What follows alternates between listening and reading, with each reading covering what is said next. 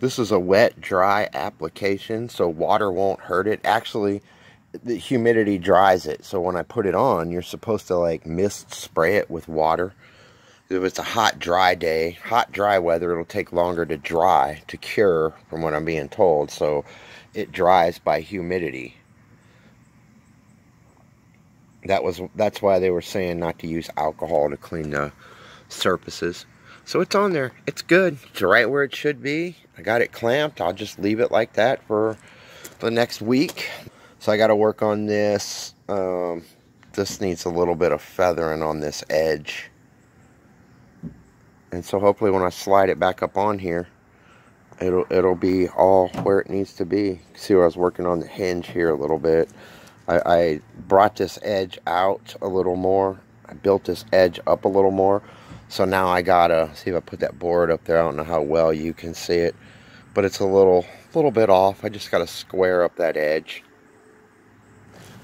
And I cut these corners out, did the work I needed to do on this. I had this back off. So the front edge is good. I just gotta square it up a little bit of block sanding, and then that's all ready to be painted and put up on there. So there's how my fender mock-up's going. You can see these two colors there. The beige color is the fender. The black color is the bumper. That's the original Volkswagen Beetle fender. Then I cut that bottom half off the bumper. And I got to trim just a little bit back here. Just a little bit. It shouldn't be touching. So I just got to trim enough so it doesn't touch. And then you can see up here the void, because when the car was a car, it was wider than the truck bed. So what I'm going to do is just cast this all over in fiberglass. It's on there. All that's holding it on, it's just bolted. I got the inner fender well in, and it's just bolted up along here to the inner fender. So it's on there. It should be good. I'm just going to cover that. I'm going to save that little light, use that little marker light. But I've been working on this. This has been clamped now since Sunday, so 6 days. It said it takes 7 days for this to totally cure. Some people were saying 2 days, 24 hours, 48 hours to clamp it. I wasn't doing nothing with it this week, so I got it clamped, and it stayed clamped all week. So yeah, I'm going to get this turned around, and this is ready to get bolted in. And here's that front edge. I got this front edge all done and straight, and it's painted from underneath, so I just let roll over the edge, base coat, clear coat, what did. It's painted all up inside. I got it on. Here's the drip well is down, and that's glued on with that 3M Marine 5200. You can see a little bit of it right there because I got the mahogany color rather than the black or white. It's not so noticeable as, say, black or white would be, but that gap is pretty tight. It's nice and straight. It's snug. It's a little tricky because the back of the cab rolls. The back of the cab obviously is not perfectly flat, so it's up there. I got that all on. The front is done. I'll lift it up here and show you.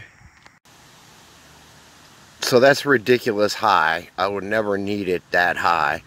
But just to show, that's where I can get it and still not be touching. I mean, it's really close, but it's not touching the cab.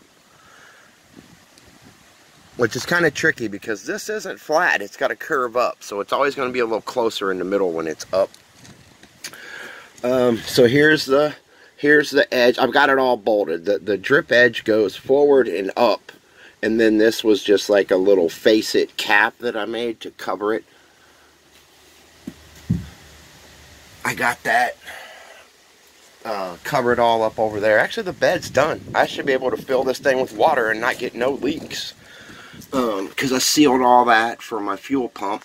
I got it a little dirty. I don't know what I'm going to do. I just siliconed it down, made a gasket. So yeah, we're good to go in here, but no way that needs to be lifted that high. Actually,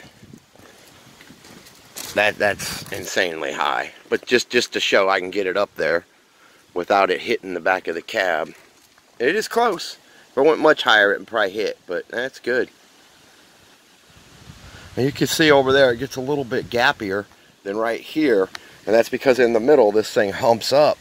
So it's always going to be a little more gappier at the edge than in the middle when it's up. And then I got to get on the rocker panels. The doors, I think I'm just going to buy 2 new doors rather than mess with these doors. It'll save me so much time.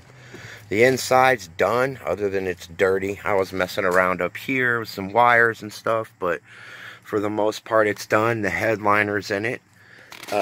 Mechanically, it's turnkey. I haven't started it in a couple days, so let's see.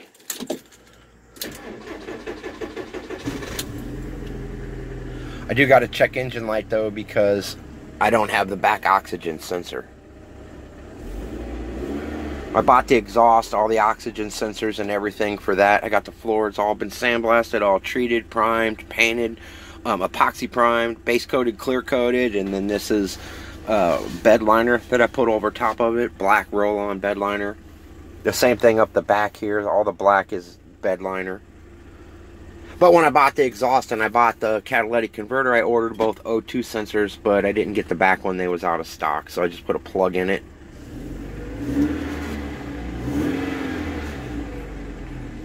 Mechanically, it's sound.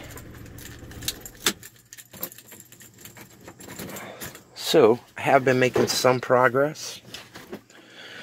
Mainly with this was a big achievement, because it does not leak now, and it looks pretty straight. I'm not messing with it anymore. That's fine. I could maybe feather a little bit here.